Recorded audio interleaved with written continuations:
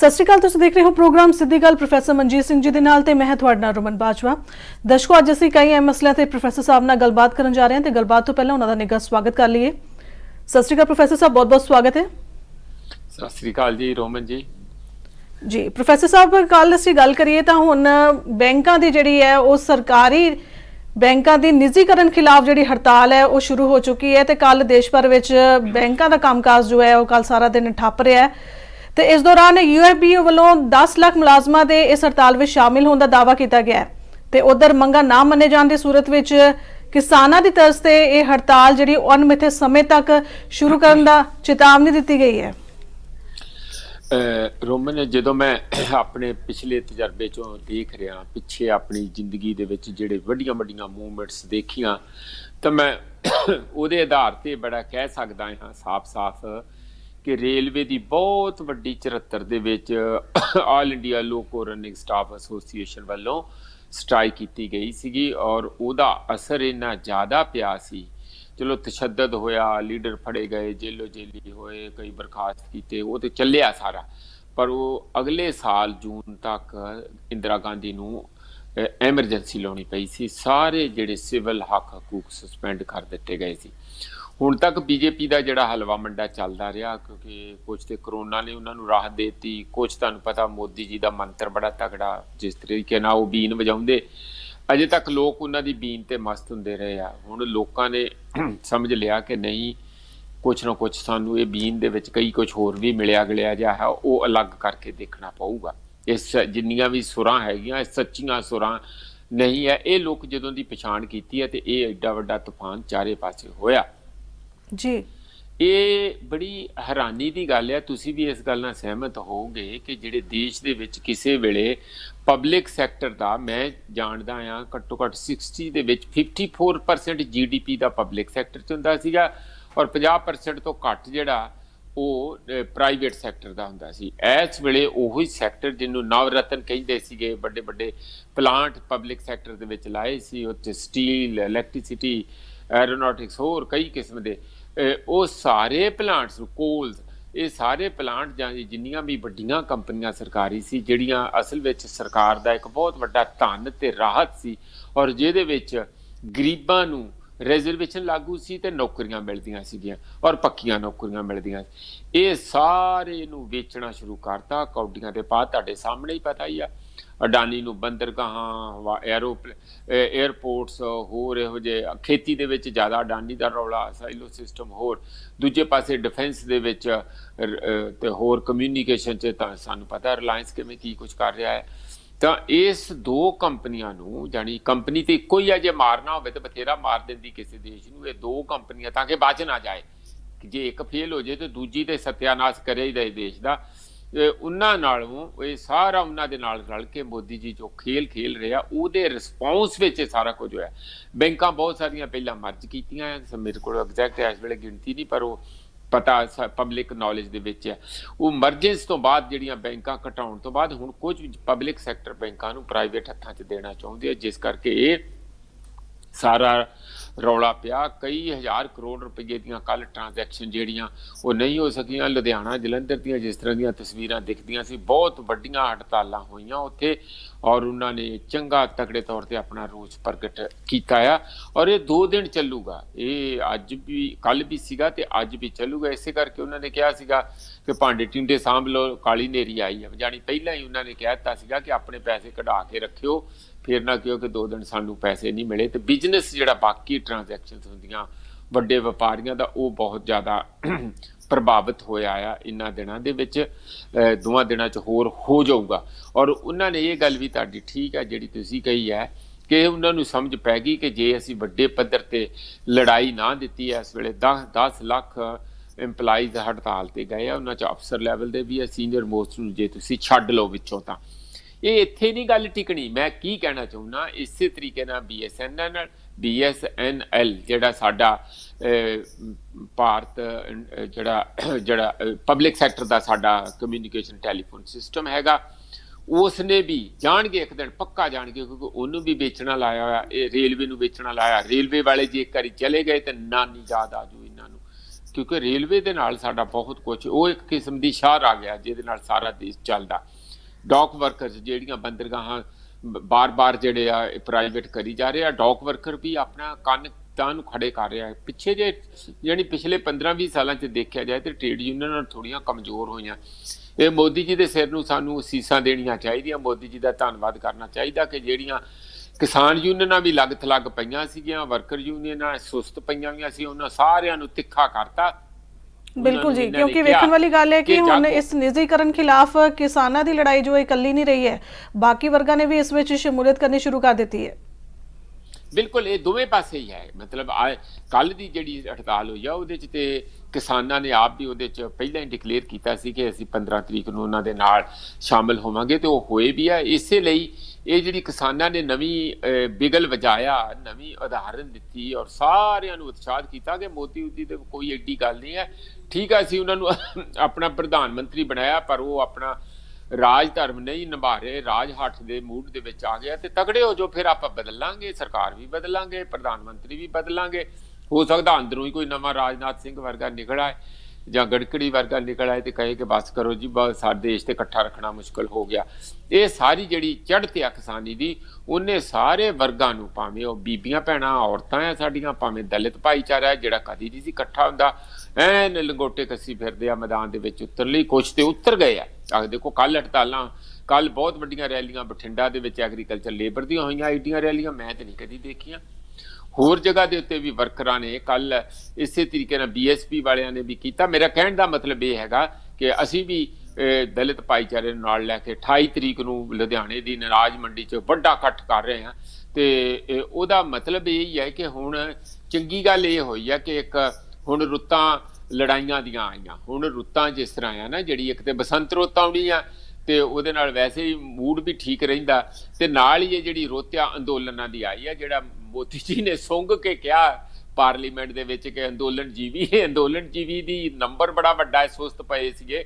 ਉਹਨਾਂ ਨੂੰ ਪਤਾ ਲੱਗਾ ਕਿ ਮੋਦੀ ਜੀ ਤੇ ਸਾਨੂੰ ਕਹਿ ਰਹੇ ਆ ਜਾਗੋ ਜਾਗੋ, ਅੰਦੋਲਨ ਜੀਵੀ ਜਾਗੋ, ਤੇ ਉਹ ਸਾਰੇ ਜਾਗ ਕੇ ਤੇ ਹੁਣ ਭਰਿੰਡਾਂ ਵਾਂਗੂ ਮੋਦੀ ਜੀ ਦੇ ਦੁਆਲੇ ਹੋਣ ਲਈ ਤਿਆਰ ਬੈਠੇ। ਹਾਂਜੀ ਰੋਮਨ ਜੀ, ਪ੍ਰੋਫੈਸਰ ਸਾਹਿਬ, ਉਧਰ ਖੇਤ ਮਜ਼ਦੂਰਾਂ ਨੇ ਵੀ ਹੁਣ ਖੇਤੀ ਤੇ ਕਿਰਤ ਕਾਨੂੰਨਾਂ ਵਿੱਚ ਸੋਧ ਦੀ ਮੰਗ ਨੂੰ ਲੈ ਕੇ ਜਿਹੜੀ ਹੜਤਾਲ ਹੈ ਉਹ ਰੈਲੀਆਂ ਸ਼ੁਰੂ ਕਰ ਦਿੱਤੀਆਂ ਨੇ, ਤੇ ਹੁਣ ਕਿਸਾਨਾਂ ਨੇ ਵੀ ਇਸ ਵਿੱਚ ਪੂਰਾ ਸਾਥ ਦਿੱਤਾ ਹੈ।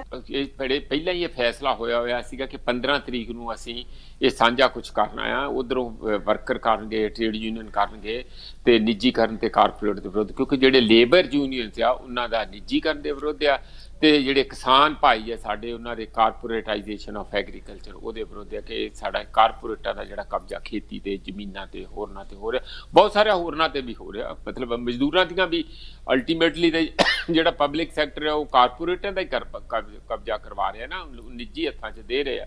ਤੇ ਇਸ ਲਈ ਸਾਡੀ ਤੇ ਜਿਹੜਾ ਭਾਈਚਾਰਾ ਆਪ ਹੀ ਮੋਦੀ ਜੀ ਨੇ ਪੈਦਾ ਕਰ ਦਿੱਤਾ।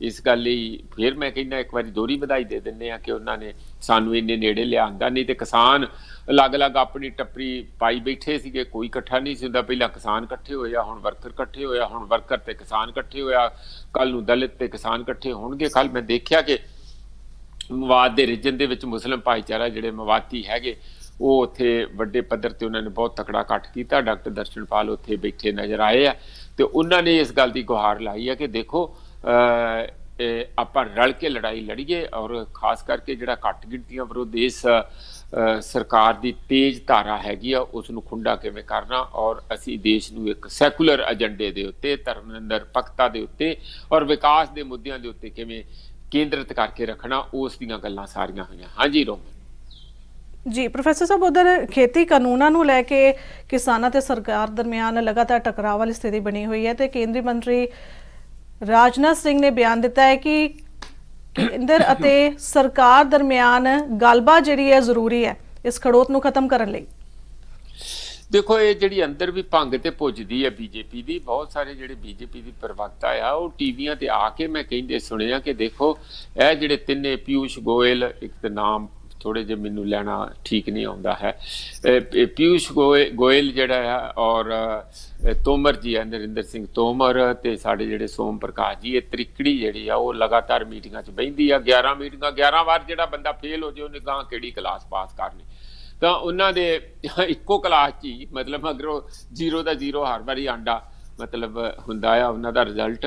ਤੇ ਇਸ ਕਰਕੇ ਜਿਹੜੇ ਕੁਛ ਨਾ ਜਿਹੜੇ ਸਿਆਣੇ ਬੰਦੇ ਆ ਜਾਂ ਜਿਹੜੇ ਸਮਝ ਲਓ ਕਿ ਇਹ ਪਰੇਸ਼ਾਨ ਆ ਮੋਦੀ ਦੀ ਲੀਡਰਸ਼ਿਪ ਤੋਂ ਜਾਂ ਅਮਿਤ ਸ਼ਾਹ ਦੀ ਲੀਡਰਸ਼ਿਪ ਤੋਂ, ਉਹ ਸ਼ਰੇਆਮ ਪਬਲਿਕ ਸਪੇਸ ਦੇ ਵਿੱਚ ਜਾਣੀ ਟੀਵੀਆਂ ਤੇ ਔਨ ਏਅਰ ਕਹਿ ਰਹੇ ਆ ਕਿ ਦੇਖੋ ਜੇ ਇਹ ਗੱਲ ਸਿਰੇ ਕਿਸਾਨਾਂ ਵਾਲੀ ਲਾਉਣੀ ਆ ਤਾਂ ਫਿਰ ਰਾਜਨਾਥ ਸਿੰਘ ਤੇ ਗਡਕਰੀ ਵਰਗੇ ਬੰਦਿਆਂ ਨੂੰ ਅੱਗੇ ਲਿਆਉਣ ਦੀ ਲੋੜ ਹੈਗੀ। ਰਾਜਨਾਥ ਸਿੰਘ ਦਾ ਇੱਕ ਦੇ ਉਹ ਯੂਪੀ ਚੋਂ ਆ, ਦੇਖੋ ਉਹ ਵੀ ਪ੍ਰਾਈਮ ਮਿਨਿਸਟਰ ਦੇ ਦਾਅਵੇਦਾਰ ਹੈਗੇ ਆ। ਗੁਜਰਾਤੀ ਦੋਵੇਂ ਜ਼ਿਆਦਾ ਸੱਤਾ ਦੇ ਵਿੱਚ ਕਾਬਜ ਹੋ ਗਏ। ਯੂਪੀ ਸਭ ਤੋਂ ਵੱਡੀ ਸਟੇਟ ਆ, 80 MP ਦਿੰਦੀ ਆ, ਤੇ ਇਸ ਕਰਕੇ ਉਹ ਵੀ ਇਸ ਗੱਲ ਦੇ ਤਰਲੋਮੱਛੀ ਤੇ ਹੈ ਜਾਂ ਮਨ ਵਿੱਚ ਈਰਸ਼ਾ ਵੀ ਹੁੰਦੀ ਆ ਕਿ ਅਸੀਂ ਸਭ ਤੋਂ ਵੱਧ MP ਸਾਡੇ ਤੇ ਜਾਣੀ ਜਿਹੜੀ ਲੀਡਰਸ਼ਿਪ ਆ ਮੇਨ ਮੁੱਖ ਉੱਥੇ ਪ੍ਰਾਈਮ ਮਿਨਿਸਟਰਸ਼ਿਪ ਉਹ ਕੋਈ ਹੋਰ ਲੈ ਗਿਆ। ਤੇ ਉਹ ਇਸੇ ਹੀ ਨਜ਼ਰ ਇੱਕ ਨੁਕਤਾ ਨਿਗਾਹ ਦੇ ਨਾਲ ਇਹ ਆਰਗੂਮੈਂਟ ਹੁੰਦਾ। ਪਰ ਦੂਜਾ ਉਹਦੇ ਨਾਲ ਵੀ ਵੱਡਾ ਆਰਗੂਮੈਂਟ ਇਹ ਹੈਗਾ ਕਿ ਰਾਜਨਾਥ ਸਿੰਘ ਖੁਦ ਉਸ ਬੈਕਗਰਾਊਂਡ ਵਿੱਚੋਂ ਹੈਗੇ ਆ ਜਿਹੜੀ ਕਿ ਰੂਰਲ ਬੈਕਗਰਾਊਂਡ ਆ, ਜਿਹੜੇ ਖੇਤੀ ਬਾਰੇ ਜਾਣਦੇ ਆ। ਕੱਲ ਉਹਨਾਂ ਨੇ ਕਿਹਾ ਵੀ ਕਿ ਕਿਸਾਨਾਂ ਦਾ ਕੀ ਦਰਦ ਆ, ਮੈਂ ਕਿਸਾਨ ਦਾ ਪੁੱਤ ਆ, ਮੈਨੂੰ ਪਤਾ ਆ, ਇਸ ਲਈ ਇਹਨਾਂ ਨੂੰ ਕਿਸੇ ਕਿਸਮ ਦੀ ਵੀ ਆਂਚ ਨਹੀਂ ਆਉਣ ਦਿੱਤੀ ਜਾਊਗੀ। ਆਂਚ ਤੇ ਆ ਗਈ, ਕਰਦੇ ਕੀ ਆ, ਰਿਜ਼ਾਈਨ ਕਰ ਦਿਓ। ਇੱਕ ਵਾਰੀ ਕਹਿ ਕੇ ਤੇ ਦੇਖੋ ਕਿ ਮੈਂ ਰਿਜ਼ਾਈਨ ਕਰਦਾ, ਫਿਰ ਦੇਖੋ ਤੁਹਾਨੂੰ ਜੇ ਲੋਕ ਉਸੇ ਵੇਲੇ ਅਗਲੇ ਦਿਨ ਪ੍ਰਧਾਨ ਮੰਤਰੀ ਨਾ ਬਣਾ ਦੇਣਗੇ, ਜੈ ਜੈਕਾਰ ਕਰ ਦੇਣਗੇ, ਲਿਆ ਕੇ ਉੱਥੇ ਸਿੰਘੂ ਬਾਰਡਰ ਤੇ ਟਿੱਕੀਰੀ ਬਾਰਡਰ ਤੇ ਤੁਹਾਡਾ ਜਲੂਸ ਕੱਢਣਗੇ, ਮਤਲਬ ਨੈਗੇਟਿਵ ਸੈਂਸ ਵਿੱਚ ਨਹੀਂ, ਅੱਗੇ ਲਾ ਕੇ ਤੇ ਉੱਥੇ ਤੁਹਾਨੂੰ ਜਾਣੀ ਜਿਸ ਤਰ੍ਹਾਂ ਸ਼ੋਭਾ ਯਾਤਰਾ ਕੱਢੀ ਦੀ ਕਿਸੇ ਚੀਜ਼ ਦੀ, ਉਸ ਤਰੀਕੇ ਨਾਲ ਜਲੂਸ 'ਚ ਲੈ ਕੇ ਜਾਣਗੇ। ਤੁਸੀਂ ਕਰਕੇ ਤੇ ਦੇਖੋ, ਇੱਕ ਵਾਰੀ ਰਿਜ਼ਾਈਨ ਕਰ ਦਿਓ ਕਿਸਾਨਾਂ ਦੇ ਹੱਕ 'ਚ, ਦੇਖਦੇ ਆ ਕੀ ਹੁੰਦਾ। ਜੇ ਮੋਦੀ ਨੂੰ ਵੀ ਪਤਾ ਲੱਗ ਜੂਗਾ ਕਿ ਕੋਈ ਸੱਚਾਈ ਹੈ, ਐਵੇਂ ਮਿੱਠੀਆਂ ਪੋਲੀਆਂ ਗੱਲਾਂ ਕਰਨ ਨਾਲ ਸੂਤਰ ਆਉਣ ਵਾਲਾ ਇਹ ਢਾਂਚਾ ਬੜਾ ਵਿਗੜਿਆ, ਬੜਾ ਮਜ਼ਬੂਤ ਆ ਤੇ ਉਹਨਾਂ ਦਾ ਕਬਜ਼ਾ ਬੜਾ ਸਟਰੋਂਗ ਆ। ਇਸ ਲਈ ਰਾਜਨਾਥ ਸਿੰਘ ਦਾ ਜਿਹੜਾ ਕਮੇ ਬੜਾ ਵੈਲਕਮ ਆ, ਅਸੀਂ ਉਹਨੂੰ ਇਸ ਗੱਲ ਦਾ ਉਹਨਾਂ ਦੇ ਸ਼ੁਕਰਗੁਜ਼ਾਰ ਵੀ ਹੁੰਦੇ ਆ। ਪਰ ਜੇ ਉਹ ਸੱਚੀ ਮੁੱਚੀ ਕਿਸਾਨਾਂ ਦੇ ਨਾਲ ਖੜੇ ਆ, ਜੋ ਗੱਲਾਂ ਕਰਦੇ ਆ ਕਿ ਅਸੀਂ ਕਿਸਾਨਾਂ ਨੂੰ ਆਂਚ ਨਹੀਂ ਆਉਣ ਦਿਆਂਗੇ, ਤਾਂ ਫਿਰ ਮੈਦਾਨ 'ਚ ਆਓ। ਇਕੱਲਾ ਆਪਣੀਆਂ ਗੱਦੀਆਂ ਵੀ ਨਾ ਹੱਥ ਪਾ ਕੇ ਰੱਖੋ, ਗੱਦੀਆਂ ਬਥੇਰੀਆਂ ਆਉਂਦੀਆਂ ਰਹਿਣੀਆਂ ਜਾਂਦੀਆਂ ਰਹਿਣੀਆਂ, ਪਰ ਇਹ ਕਿਸਾਨਾਂ ਦੀ ਜਿਹੜੀ ਮੂਵਮੈਂਟ ਆ ਏਡੀ ਵੱਡੀ ਦੁਬਾਰਾ ਨਹੀਂ ਅੱਜ ਪੈਰ ਨਾ ਲਾ ਸਕੇ ਖਤਮ। ਤੇ ਤੁਸੀਂ ਇਹਦਾ ਮਤਲਬ ਤੁਹਾਡੀਆਂ ਮਿੱਠੀਆਂ ਗੱਲਾਂ ਉਹ ਕਿਸੇ ਕੰਮ ਨਹੀਂ ਆਉਣਗੀਆਂ। ਹਾਂਜੀ ਰੋਮਨ। ਬ੍ਰੇਕ ਤੋਂ ਬਾਅਦ ਸਾਡੇ ਦਰਸ਼ਕਾਂ ਦਾ ਇੱਕ ਵਾਰ ਫਿਰ ਤੋਂ ਸਵਾਗਤ ਹੈ। ਤੁਸੀਂ ਦੇਖ ਰਹੇ ਹੋ ਪ੍ਰੋਗਰਾਮ ਸਿੱਧੀ ਗੱਲ ਪ੍ਰੋਫੈਸਰ ਮਨਜੀਤ ਸਿੰਘ ਜੀ ਦੇ ਨਾਲ। ਪ੍ਰੋਫੈਸਰ ਸਾਹਿਬ, ਖਬਰਾਂ ਦਾ ਸਿਲਸਿਲਾ ਅਸੀਂ ਅੱਗੇ ਤੋਰੀਏ ਤਾਂ ਹੁਣ ਭੁਲੱਥ ਤੋਂ ਵਿਧਾਇਕ ਸੁਖਪਾਲ ਸਿੰਘ ਖਹਿਰਾ ਖਿਲਾਫ ਈਡੀ ਨੇ ਸ਼ਿਕੰਜਾ ਕੱਸਣਾ ਸ਼ੁਰੂ ਕਰ ਦਿੱਤਾ ਹੈ ਤੇ ਉਹਨਾਂ ਨੂੰ ਭਲ ਕੇ 17 ਮਾਰਚ ਨੂੰ ਕੁਝ ਜ਼ਰੂਰੀ ਦਸਤਾਵੇਜ਼ਾਂ ਸਮੇਤ ਦਿੱਲੀ ਪੇਸ਼ ਹੋਣ ਲਈ ਕਿਹਾ ਗਿਆ ਤੇ ਨਾਲ ਹੀ ਉਹਨਾਂ ਦੇ ਜਵਾਈ ਅਤੇ PA ਨੂੰ ਵੀ ਸੰਮਨ ਭੇਜੇ ਗਏ ਨੇ।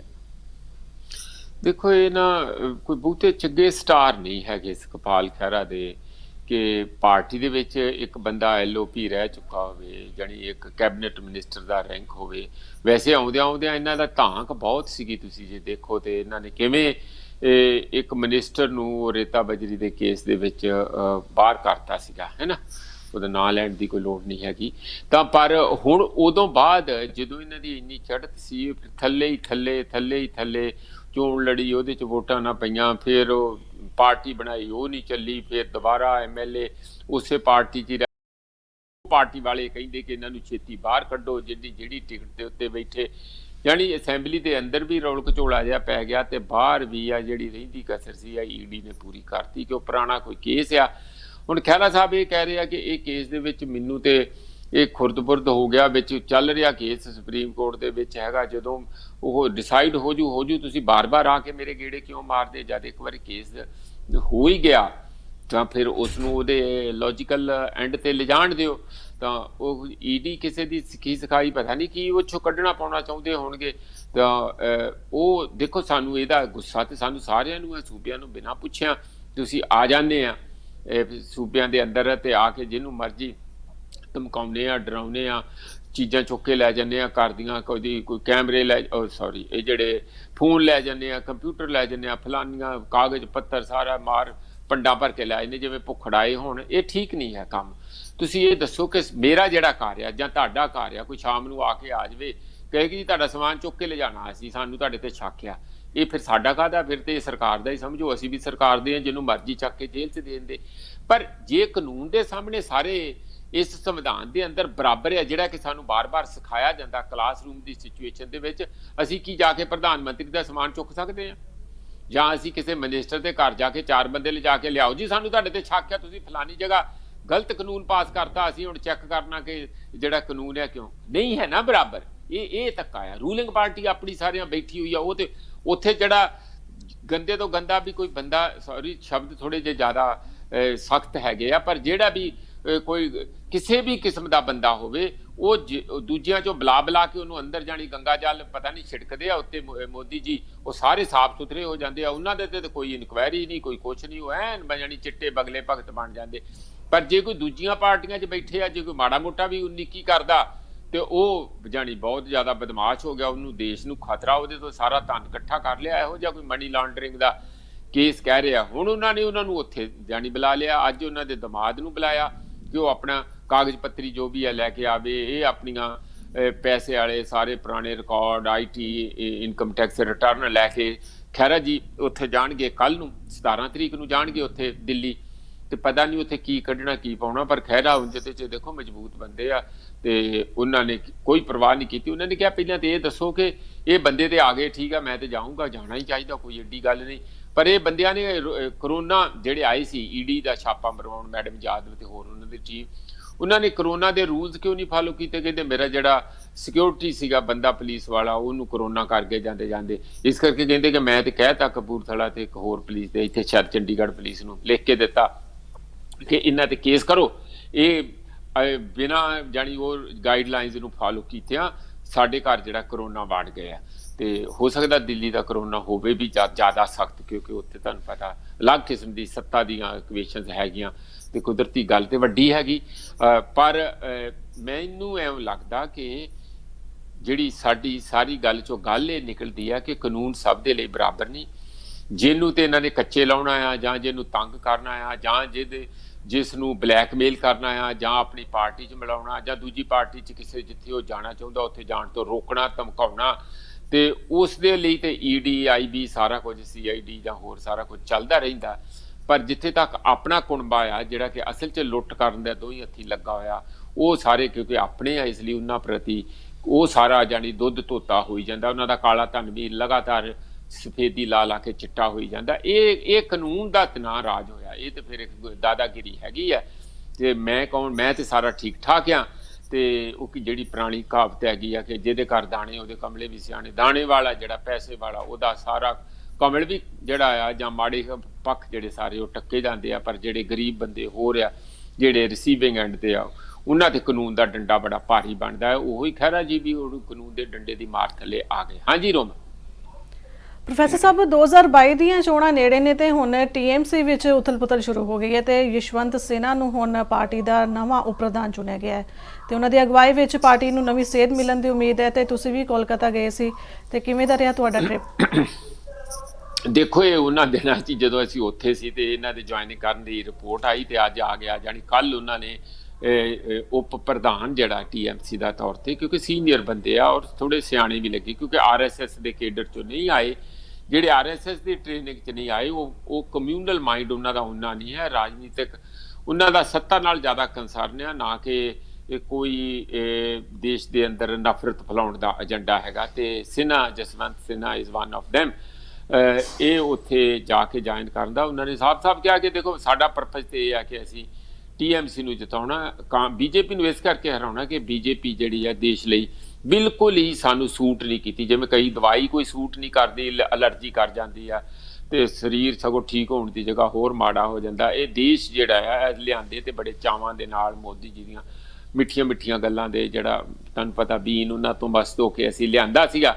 ਪਰ ਅਸਲੀਅਤ ਵਿੱਚ ਇਹ ਆ ਕਿ ਹੁਣ ਸਾਡੇ ਜਿਹੜੇ ਗੋਡੇ ਵੀ ਰਹਿ ਗਏ, ਉਹਨਾਂ ਸਾਹਮਣੇ ਖੜਾ ਹੋਣਾ ਵੀ ਔਖਾ ਹੋ ਗਿਆ। ਤੇ ਹੁਣ ਇੱਕ ਮੌਕਾ ਹੈਗਾ ਕਿ ਬੰਗਾਲ ਦੀ ਇਨਕਲਾਬੀ ਧਰਤੀ ਦੇ ਉੱਤੇ ਉਹਨਾਂ ਦੀਆਂ ਗੋਠਣੀਆਂ ਲਵਾਈਆਂ ਜਾਣ। ਜੇ ਉੱਥੇ ਇੱਕ ਵਾਰੀ ਧੂਲ ਫੱਕ ਲਈ ਤਾਂ ਫਿਰ ਸਮਝ ਲਓ ਤੁਸੀਂ ਬਾਕੀ ਜਗ੍ਹਾ ਵੀ ਅਸੀਂ ਉਹਨਾਂ ਨੂੰ ਢਾਉਣ 'ਚ ਕਾਮਯਾਬ ਹੋਵਾਂਗੇ। ਕੋਈ ਨਿੱਜੀ ਦੁਸ਼ਮਣੀ ਨਹੀਂ ਹੈ, ਨਾ ਜਸਵੰਤ ਸਿਨਹਾ ਦੀ, ਨਾ ਕਿਸਾਨਾਂ ਦੀ, ਨਾ ਹੋਰ ਜਿਹੜੇ ਸਾਡੀ ਸਾਰੀ ਟੀਮਾਂ ਗਈਆਂ ਸੀਗੀਆਂ। ਸਾਡਾ ਤਾਂ ਇੱਕੋ ਕਹਿਣਾ ਕਿ ਜੇ ਦੇਸ਼ ਨੂੰ ਇਕੱਠਾ ਰੱਖਣਾ, ਦੇਸ਼ 'ਚ ਸ਼ਾਂਤੀ ਰੱਖਣੀ, ਦੇਸ਼ ਦੇ ਵਿੱਚ ਨਫ਼ਰਤ ਦੇ ਬੀਜ ਨੂੰ ਖਤਮ ਕਰਨਾ, ਔਰ ਜੇ ਤੁਸੀਂ ਮਜ਼ਦੂਰ ਤੇ ਕਿਸਾਨ ਨੂੰ ਬਚਾਉਣਾ, ਪਬਲਿਕ ਸੈਕਟਰ ਨੂੰ ਬਚਾਉਣਾ, ਨੌਜਵਾਨਾਂ ਦੀ ਕੁਝ ਰੁਜ਼ਗਾਰ ਦੇ ਸਾਧਨਾਂ ਨੂੰ ਬਚਾਉਣਾ, ਤਾਂ ਫਿਰ ਮੋਦੀ ਨੂੰ ਭਜਾਉਣਾ। ਇਹ ਨਾਰਾ ਸਾਰੀ ਜਗ੍ਹਾ ਚੱਲ ਰਿਹਾ। ਅਸੀਂ ਜਿਹੜੇ ਕਿਸਾਨ ਭਾਈ ਗਏ ਸੀ, ਸਾਡੇ ਨਾਲ ਮੈਂ ਗਿਣਤੀ ਦੱਸਦਿਆਂ ਤੁਹਾਨੂੰ ਅੰਦਾਜ਼ਾ ਲੱਗ ਜੂਗਾ। ਜੋਗਿੰਦਰ ਯਾਦਵ ਸੀਗੇ, ਬਲਬੀਰ ਸਿੰਘ ਰਾਜੇਵਾਲ, ਗੁਰਨਾਮ ਸਿੰਘ ਚੜੂਨੀ, ਰਕੇਸ਼ ਟਕੈਤ ਤੇ ਉਹਨਾਂ ਦੇ ਭਰਾ ਯੁੱਧਵੀਰ ਸਿੰਘ, ਮੈਂ ਉਹਨਾਂ ਦੇ ਨਾਲ ਸੀਗਾ। ਇਹ ਤੋਂ ਇਲਾਵਾ ਮੇਧਾ ਪਾਟਕਰ ਉੱਥੇ ਸੀਗੇ। ਫਿਰ ਇਸੇ ਤਰੀਕੇ ਨਾਲ ਹਰਮੀਤ ਸਿੰਘ ਕਾਦੀਆਂ, ਅਮਰਜੀਤ ਸਿੰਘ ਰੜਾ, ਬਹੁਤ ਸਾਰੇ ਹੋਰ, ਰਾਜਸਥਾਨ ਚੋਂ ਰਾਜਿੰਦਰ ਸਿੰਘ ਰਾਜੂ, ਹੋਰ ਉੱਥੋਂ ਵੀ ਹਨਨ ਮੁੱਲਾ ਵੈਸਟ ਬੰਗਾਲ ਤੋਂ ਸਾਡੇ ਨਾਲ ਸ਼ਾਮਲ ਹੋਏ ਸੀ, ਅਵਿਕ ਸਾਹਾ ਵੈਸਟ ਬੰਗਾਲ ਤੋਂ ਸਾਡੇ ਨਾਲ ਸ਼ਾਮਲ ਹੋਏ ਸੀ। ਕਾਫੀ ਰੌਣਕਾਂ ਲਾਈਆਂ ਅਸੀਂ, ਔਰ ਸਿੰਗੂਰ, ਆਸਨਸੋਲ, ਨੰਦੀਗ੍ਰਾਮ, ਉੱਥੇ ਜਲਸੇ ਜਲੂਸ ਵੀ ਕੀਤੇ, ਪ੍ਰੈਸ ਕਾਨਫਰੰਸਾਂ ਕੀਤੀਆਂ, ਰੋਡ ਮਾਰਚ ਕੀਤੇ, ਤੇ ਪੰਜਾਬੀਆਂ ਦੀ ਬਹੁਤ ਬੱਲੇ ਬੱਲੇ ਕਰਾਤੀ। ਉਹਨਾਂ ਨੂੰ ਪਤਾ ਲੱਗ ਗਿਆ ਵੀ ਅਸਲੀ ਬੰਦੇ ਤੇ ਆਇਆ। ਅਸੀਂ ਉਹਨਾਂ ਨੂੰ ਦੱਸ ਕੇ ਆਏ, ਸੁੱਤੇ ਨਾ ਰਿਓ ਕਿਤੇ, ਇੱਥੇ ਹੁਣ ਵੋਟਾਂ ਪਰਚੀ ਪਾਉਣੀਆਂ। ਅਸੀਂ ਤੇ ਉੱਥੇ ਇੰਨੀ ਠੰਡ ਦੇ ਵਿੱਚ ਰਹੇ ਹਾਂ, ਅਸੀਂ ਉੱਥੇ ਸਿੰਘੂ ਬਾਰਡਰ ਮੱਲਿਆ ਪਿਆ, ਪੂਰਾ ਬੇਗਮਪੁਰਾ ਦਾ ਸ਼ਹਿਰ ਵਸਾਤਾ, ਪੱਕੀਆਂ ਕੋਠੀਆਂ ਪੈਣੀਆਂ, ਟਿਊਬਵੈੱਲ ਲੱਗ ਗਏ ਆ। ਆਓ ਤੁਹਾਨੂੰ ਉੱਥੇ ਬੇਗਮਪੁਰੇ ਦੀ ਸੈਰ ਕਰਾਉਂਦੇ ਆ। ਇੱਕ ਤੇ ਇਹ ਕਿਹਾ, ਤੇ ਦੂਜਾ ਉਹਨਾਂ ਨੂੰ ਦੱਸ ਕੇ ਆਏ ਆ ਕਿ ਇੱਥੇ ਬੱਚਾ ਸੜਕਾਂ ਦੇ ਉੱਤੇ ਆ, ਇਨਕਲਾਬੀ ਸੁਰਾਂ ਦੇ ਵਿੱਚ ਬੋਲ ਰਿਹਾ ਤੇ ਚੱਲ ਰਿਹਾ। ਕੋਈ ਪੰਜਾਬ ਦਾ ਜਿਹੜੀ ਬੱਚਾ ਜਾਂ ਪਿੰਡ ਦੀ ਔਰਤ ਜਾਂ ਹੋਰ ਕੋਈ ਵੀ ਜਿਹੜਾ ਪਿੱਛੇ ਤੋਂ ਪਿੱਛੇ ਪਛੜਿਆ ਵੀ ਏਰੀਆ, ਉਹਨਾਂ ਦੀਆਂ ਸਾਰਿਆਂ ਦੀਆਂ ਅੱਖਾਂ ਮੋਦੀ ਨੂੰ ਕਦੋਂ ਢਾਉਣਾ ਤੇ ਕਿਵੇਂ ਢਾਉਣਾ, ਉਹਦੀਆਂ ਵਿਉਂਤਬੰਦੀਆਂ। ਹਰ ਬੱਚਾ ਜਾਣੀ ਇਸ ਵਿੱਚ ਭਾਗ ਲੈ ਰਿਹਾ। ਤੇ ਤੁਸੀਂ ਤੇ ਸਿੰਪਲੀ ਵੋਟ ਹੀ ਪਾਉਣੀ ਆ, ਕਿਤੇ ਸੁੱਤੇ ਨਾ ਰਹਿ ਜਿਓ। ਜੇ ਵਾੜ ਲਏ ਅੰਦਰ ਇੱਕ ਵਾਰੀ ਤਾਂ ਫਿਰ ਇਹ ਘਰ ਦਾ ਜੇ ਖਖੜੀਆਂ ਕਰ ਦੇਣਗੇ, ਫਿਰ ਹੀ ਤੁਹਾਨੂੰ ਹੋਸ਼ ਆਈ। ਜੇ ਸਭ ਕੁਛ ਗਵਾ ਕਰ ਹੋਸ਼ ਮੇ ਆਏ ਤੋਂ ਕਿਆ ਕੀਆ, ਇਹ ਫਿਰ ਗਾਣਾ ਗਾਉਣਾ ਪਊ ਬੈਠ ਕੇ। ਇਹਦੇ ਲਈ ਅਸੀਂ ਉਹਨਾਂ ਨੂੰ ਵਾਰਨਿੰਗ ਦੇ ਕੇ ਆਏ ਹਾਂ ਕਿ ਬਚਾਓ, ਦੇਸ਼ ਨੂੰ ਬਚਾਓ ਤੇ ਮੋਦੀ ਨੂੰ ਭਜਾਓ। ਹਾਂਜੀ ਰੋਮ। ਪ੍ਰੋਫੈਸਰ ਸਾਹਿਬ, ਉਧਰ ਪੰਜਾਬ ਦੀ ਗੱਲ ਕਰੀਏ ਤਾਂ ਸ਼੍ਰੋਮਣੀ ਅਕਾਲੀ ਦਲ ਨੇ ਕੱਲ ਖੇਮਕਰਨ ਵਿੱਚ ਰੈਲੀ ਕੀਤੀ ਹੈ, ਜਿੱਥੇ ਸੁਖਬੀਰ ਸਿੰਘ ਬਾਦਲ ਨੇ ਵਿਰਸਾ ਸਿੰਘ ਵਲਟੋਆ ਨੂੰ ਇਸ ਹਲਕੇ ਤੋਂ ਉਮੀਦਵਾਰ ਥਾਪਿਆ। ਪਹਿਲਾਂ ਉਮੀਦ ਕੀਤੀ ਜਾ ਰਹੀ ਸੀ, ਕਿਆ ਸਰਾਹੀਆਂ ਲਗਾਈਆਂ ਜਾ ਰਹੀਆਂ ਸਨ ਕਿ ਇੱਥੇ ਸਾਬਕਾ ਮੁੱਖ ਮੰਤਰੀ ਪ੍ਰਕਾਸ਼ ਸਿੰਘ ਬਾਦਲ ਦੀ ਧੀ ਨੂੰ ਉਮੀਦਵਾਰ ਬਣਾਇਆ ਜਾਏਗਾ। ਦੇਖੋ ਰੋਮਨ, ਮੈਨੂੰ ਇਹ ਦੱਸੋ ਕਿ ਉੱਥੇ A ਖੜਾ ਹੁੰਦਾ ਜਾਂ B ਖੜਾ ਹੁੰਦਾ ਜਾਂ C ਖੜਾ ਹੁੰਦਾ, ਸਾਨੂੰ ਉਹਦੇ ਵਿੱਚ ਕੱਖ ਨਹੀਂ ਮਿਲਣਾ। ਸਾਨੂੰ ਤੇ ਉਹੀ ਬੰਦੇ ਮਿਲਣੇ ਆ। ਕੋਈ ਆ ਜਾਏ, ਉਹਦੀ ਧੀ ਆ ਜਾਏ, ਉਹਦਾ ਜਵਾਈ ਆ ਜਾਏ, ਜਾਂ ਉਹਨਾਂ ਦਾ ਕੋਈ ਹੋਰ ਆ ਜਾਏ, ਹੈ ਨਾ, ਬੰਦਾ ਕੋਈ ਵੀ ਕਿਸੇ ਕਿਸਮ ਦਾ ਆ ਜਾਏ। ਤੇ ਜਾਂ ਉੱਥੇ ਤੁਹਾਨੂੰ ਪਤਾ ਹੀ ਆ ਹੋਰ ਜਿਹੜੇ ਮਜੀਠੀਆ ਜੀ ਹੈਗੇ ਆ ਉਹਨਾਂ ਦਾ। ਪਰ ਲੋਕਾਂ ਦਾ ਪਤਾ ਨਹੀਂ ਕਿਉਂ, ਮੈਂ ਜਦੋਂ ਕੱਲ ਉਤਰਿਆ ਏਅਰਪੋਰਟ ਤੋਂ ਤੇ ਆਉਂਦੇ ਮੀਡੀਆ ਨੇ ਵਿੱਚੋਂ ਵੀ ਸਵਾਲ ਕਰਨਾ ਸ਼ੁਰੂ ਕਰਤਾ। ਮੈਂ ਪੜ੍ਹਿਆ ਨਹੀਂ ਸੀ ਵੀ ਕੀ ਪਿੱਛੋਂ ਰੌਲਾ ਪਿਆ 5-4 ਦਿਨ ਤੇ, ਪਰ ਬੜਾ ਮੀਡੀਆ ਨੂੰ ਇਸ ਗੱਲ ਦਾ ਸਵਾਦ ਆਉਂਦਾ ਵੀ ਅਗਲੇ ਦੇ ਘਰ ਝਾਤੀ ਮਾਰ ਕੇ ਉਹਦੇ ਘਰ ਕੀ ਪੱਕ ਰਿਹਾ, ਉਹਦੇ ਘਰ ਲੜਾਈ ਕੀ ਹੋ ਰਹੀ ਆ, ਉਹਦੇ ਘਰ। ਇਹ ਨਾ ਇੱਕ ਪਤਾ ਨਹੀਂ ਟੈਂਡੈਂਸੀ ਆ ਸਾਡੀ ਪੰਜਾਬੀਆਂ ਦੀ ਖਾਸ ਕਰਕੇ, ਕਿ ਹੁਣ ਅਕਾਲੀ ਦਲ ਦੇ ਅੰਦਰ ਕੀ ਖਿੱਲੀ ਉੱਡੂਗੀ ਜਾਂ ਖਿਲਰੂਗੀ, ਉਹਦੀ ਦਿਲਚਸਪੀ ਜ਼ਿਆਦਾ ਹੈ। ਅਸੀਂ ਆਪਣੇ ਏਜੰਡੇ ਤੈਅ ਕਰਕੇ ਅਸੀਂ ਪੰਜਾਬ ਨੂੰ ਕਿਵੇਂ ਬਚਾਉਣਾ, ਕਿਸਾਨ ਜਿਹੜੇ ਉੱਥੇ ਬੈਠੇ ਉਹਨਾਂ ਨੂੰ ਵਾਪਸ ਕਿਵੇਂ ਲਿਆਉਣਾ, ਉਸ ਨੂੰ ਕਈ ਵਾਰੀ ਅਸੀਂ ਸਾਈਡ ਟਰੈਕ ਕਰ ਜਾਂਦੇ ਹਾਂ। ਪਰ ਮੈਂ ਉਂਝ ਗੱਲ ਦੱਸਦੀ ਹਾਂ ਕਿ ਇਹ ਤੇ ਸੱਤਾ ਦਾ ਪੁਰਾਣਾ ਚੱਲਿਆ ਆਉਂਦਾ। ਹਰ ਕੋਈ ਚਾਹੁੰਦਾ, ਕੈਪਟਨ ਅਮਰਿੰਦਰ ਸਿੰਘ ਕਹਿੰਦੇ ਆ ਮੇਰੇ ਨਿਆਣੇ ਮੇਰੀ ਘਰ ਦੀ, ਇਹ ਸਾਰੇ ਹੀ ਜਾਣੀ ਕਬਜ਼ਾ ਕਰਵਾ ਲਈਏ। ਉਧਰੋਂ ਬਾਦਲ ਪਰਿਵਾਰ ਕਹਿੰਦਾ ਕਿ ਅਸੀਂ ਸਾਰਾ ਕਬਜ਼ਾ ਕਰ ਲਈਏ, ਤੇ ਵਿਰਸਾ ਸਿੰਘ ਵਲਟੋਆ ਤੇ ਪਰਿਵਾਰ ਦਾ ਹਿੱਸਾ ਨਹੀਂ ਹੈਗੇ। ਤੇ ਇਸ ਲਈ ਇਹਨਾਂ ਹਾਲਾਤਾਂ ਦੇ ਵਿੱਚ ਉਹਨਾਂ ਨੇ ਇਸ ਗੱਲ ਦਾ ਸੀ ਕਿ ਵਿਰਸਾ ਜੀ ਅੱਗੇ ਉਹ 2 ਵਾਰੀ ਉੱਥੇ ਚੋਣਾਂ ਖੇਮਕਰਨ ਤੋਂ ਲੜ ਚੁੱਕੇ ਆ, ਉਹਨਾਂ ਦਾ ਸੀਗਾ ਫਿਰ ਅਸੀਂ ਕੀ ਕਰਨਾ, ਇੱਥੇ ਛਾਣੇ ਵਜਾਉਣੇ ਆ ਬਾਅਦ ਵਿੱਚ। ਜਦੋਂ ਚੋਣਾਂ ਹੀ ਲੰਘ ਗਈਆਂ ਤੇ ਸਾਡੀ ਤੇ ਅਸੀਂ ਸਾਰਾ ਸਾਲ ਇੰਨਾ ਲੜਾਈਆਂ ਕਰਦੇ ਲੋਕਾਂ ਲਈ ਪਾਰਟੀ ਦੀ ਖਾਤਰ, ਤੇ ਇਹ ਸਾਨੂੰ ਮਨਜ਼ੂਰ ਨਹੀਂ ਹੈ। ਪਰ ਉਹ ਅਲਟੀਮੇਟਲੀ ਚਲੋ ਚੰਗਾ ਹੋ ਗਿਆ ਕਿ ਹੁਣ ਜਿਹੜੀਆਂ ਰੈਲੀਆਂ ਸ਼ੁਰੂ ਕੀਤੀਆਂ ਆ, ਕੱਲ ਵੀ ਹੋਈ, ਪਰਸੋਂ ਵੀ ਰੈਲੀ ਹੋਈ ਹੈ ਸੁਖਬੀਰ ਸਿੰਘ ਬਾਦਲ, ਤੇ ਪੁੱਛਦੇ ਆ ਕੈਪਟਨ ਨੂੰ ਨਵੇਂ ਸਵਾਲ, ਸਾਰਾ ਦਿਓ ਜਵਾਬ। ਇਹੋ ਜਿਹੀਆਂ ਕੋਈ ਰੈਲੀਆਂ ਉਹਨਾਂ ਨੇ ਤਕੜੀਆਂ ਸ਼ੁਰੂ ਕਰਤੀਆਂ। ਪੁੱਛਣੀਆਂ ਚਾਹੀਦੀਆਂ, ਕਿਉਂ ਨਹੀਂ? ਗੱਪਾਂ ਮਾਰ ਕੇ ਭੱਜਣ ਨਹੀਂ ਦੇਣਾ ਚਾਹੀਦਾ, ਨਾ ਆਪ ਮਾਰਨੀ ਚਾਹੀਦੀ ਹੈ। ਕਿਉਂਕਿ ਕਈ ਵਾਰੀ ਮਤਲਬ ਸੁਖਬੀਰ ਸਿੰਘ ਬਾਦਲ ਬਾਰੇ ਵੀ ਜਿਹੜਾ ਸਾਡੇ ਸਿੱਧੂ ਸਾਹਿਬ ਆ, ਉਹ ਇਹੋ ਜਿਹੇ ਸ਼ਬਦ ਵਰਤ ਲੈਂਦੇ ਆ ਵੀ ਇਹ ਗਪੌੜੀ ਆ। ਤੇ ਥੋੜ੍ਹੀ ਬਹੁਤ ਗੱਪ ਸਾਰੇ ਮਾਰਦੇ, ਵੱਡੀ ਨਹੀਂ ਮਾਰਨੀ ਚਾਹੀਦੀ, ਕਿਉਂਕਿ ਮੂੰਹ ਤੇ ਆਪਣਾ ਹੀ ਆ, ਜਵਾੜਾ ਹਿਲ ਜੇ ਜ਼ਿਆਦਾ ਵੱਡੀ ਗੱਪ ਨਹੀਂ ਰੇੜਨੀ ਚਾਹੀਦੀ। ਤੇ ਇਸ ਲਈ ਰੋਮਨ ਮੇਰਾ ਤੇ ਇਹੀ ਕਹਿਣਾ ਹੈ ਕਿ ਚਲੋ ਜੇ ਹੁਣ ਵਿਰਸਾ ਸਿੰਘ ਵਲਟੋਆ ਨੇ ਲੈ ਲਈ ਹੈ ਤੇ ਤਾਂ ਵੀ ਕੋਈ ਬਹੁਤਾ ਨਹੀਂ, ਉਹ ਮਜੀਠੀਆ ਦੇ ਧੜੇ ਦਾ ਮੰਨਿਆ ਜਾਂਦਾ। ਤੇ ਚਾਹੁੰਦੇ ਇਹ ਸੀਗੇ ਕਿ ਉਹਦੀ ਜਿਹੜੀ ਆਦੇਸ਼ ਪ੍ਰਤਾਪ ਸਿੰਘ ਕੈਰੋਂ ਦੀ ਵਾਈਫ ਹੈ, ਜਿਹੜੀ ਕਿ ਪ੍ਰਕਾਸ਼ ਸਿੰਘ ਬਾਦਲ ਜੀ ਦੀ ਬੇਟੀ ਹੈ। ਮੈਂ ਬਹੁਤਾ ਰਿਸ਼ਤਿਆਂ ਦਾ, ਮੈਂ ਗਲਤੀ ਵੀ ਕਰ ਸਕਦਾ, ਮੈਨੂੰ ਬਹੁਤਾ ਪਤਾ ਨਹੀਂ, ਮੈਨੂੰ ਤੇ ਆਪਣੇ ਰਿਸ਼ਤੇਦਾਰਾਂ ਦਾ ਵੀ ਨਹੀਂ ਬਹੁਤਾ ਪਤਾ ਲੱਗਦਾ ਹੁੰਦਾ, ਮੈਂ ਇਹਦਾ ਮਾਹਰ ਨਹੀਂ। ਹਾਲਾਂਕਿ ਹੋਣਾ ਚਾਹੀਦਾ ਹੈ ਸੋਸ਼ੀਓਲੋਜਿਸਟ। ਪਰ ਇਹੀ ਜਿਹੜੀ ਚਰਚਾ ਸੁਣਨ ਨੂੰ ਮਿਲੀ ਆ ਵੀ ਉਹ ਖਿਸਕ ਕੇ, ਪਰ ਅਜੇ ਵੀ ਇਹ ਪੇਚਾ ਪਿਆ ਹੋਇਆ ਕਿਸੇ ਨੇ, ਜਿਹੜੇ ਮੀਡੀਆ ਵਾਲੇ ਆ ਰੋਮਨ, ਉਹਨਾਂ ਨੂੰ ਤੇ ਸਵਾਦ ਹੀ ਇਹਨਾਂ ਗੱਲਾਂ ਦਾ ਆਉਂਦਾ ਵਿਕਸ ਦੀ ਟੌਫੀ ਵਾਂਗੂ। ਤੇ ਉਹਨਾਂ ਨੇ ਪੁੱਛਿਆ, ਫਿਰ ਜਾ ਕੇ ਹਟੇ ਥੋੜੀ ਪਿੱਛੇ ਕਿ ਦੱਸੋ ਜੀ ਤੁਸੀਂ ਤਾਂ ਰੈਲੀਆਂ ਕਰਦੇ ਸੀ, 15 ਪਿੰਡ ਕਵਰ ਕਰਕੇ ਆ ਗਏ ਕਿ ਅਸੀਂ ਆਪਣੀ ਆਦੇਸ਼ ਆਦੇਸ਼ ਪ੍ਰਤਾਪ ਉਹਨਾਂ ਦੀ ਵਾਈਫ ਨੂੰ ਖੜਾਉਣਾ ਸੀਗਾ ਤੇ ਉਹ ਤੇ ਦੂਜਿਆਂ ਦੀ ਕਰਤੀ ਅਨਾਉਂਸ। ਬਾਦਲ ਸਾਹਿਬ ਸੁਖਬੀਰ ਬਾਦਲ ਅਨਾਉਂਸ ਕਰਕੇ ਚਲੇ ਗਏ। ਉਹ ਕਹਿੰਦੇ ਨਹੀਂ ਇਹੀ ਖੜੀ ਹੋਏਗੀ, ਜਾਣੀ ਅਜੇ ਵੀ ਟਿੰਡ 'ਚ ਕਾਨਾ ਪਿਆ ਹੋਇਆ, ਨਿਕਲਿਆ ਨਹੀਂ ਹੈ। ਨਿਕਲ ਜੂਗਾ, ਬਹੁਤੀ ਵੱਡੀ ਗੱਲ ਨਹੀਂ ਹੈ। ਸਾਨੂੰ ਆਪਣੇ ਘਰ ਦਾ ਖਿਆਲ ਰੱਖਣਾ ਚਾਹੀਦਾ, ਦੂਜੇ ਘਰ 'ਚ ਕੀ ਝਾਤੀਆਂ ਮਾਰਨੀਆਂ। ਹਾਂਜੀ ਰੋਮਾ। ਸੋ ਪ੍ਰੋਫੈਸਰ ਸਾਹਿਬ, ਵੇਲਾ ਪ੍ਰੋਗਰਾਮ ਦੀ ਸਮਾਪਤੀ ਵਾਲੇ ਤੁਹਾਡੇ ਤੋਂ ਇਜਾਜ਼ਤ ਚਾਹਾਂਗੇ। ਤੁਸੀਂ ਆਪਣਾ ਕੀਮਤੀ ਸਮਾਂ ਕੱਢਿਆ ਲਈ ਤੁਹਾਡਾ ਬਹੁਤ ਬਹੁਤ ਧੰਨਵਾਦ। ਬਹੁਤ ਬਹੁਤ ਸ਼ੁਕਰੀਆ ਰੋਮਨ, ਤੁਹਾਡਾ, ਤੁਹਾਡੀ ਸਾਰੀ ਟੀਮ ਦਾ, ਸਾਡੇ ਸਰੋਤਿਆਂ ਦਾ ਵੀ ਬਹੁਤ ਬਹੁਤ ਧੰਨਵਾਦ। ਦਰਸ਼ਕੋ, ਤੁਸੀਂ ਦੇਖ ਰਹੇ ਸੀ ਪ੍ਰੋਗਰਾਮ ਸਿੱਧੀ ਗੱਲ। ਕੱਲ ਫਿਰ ਹਾਜ਼ਰ ਹੋਵਾਂਗੇ। ਇਜਾਜ਼ਤ ਦਿਓ। ਧੰਨਵਾਦ।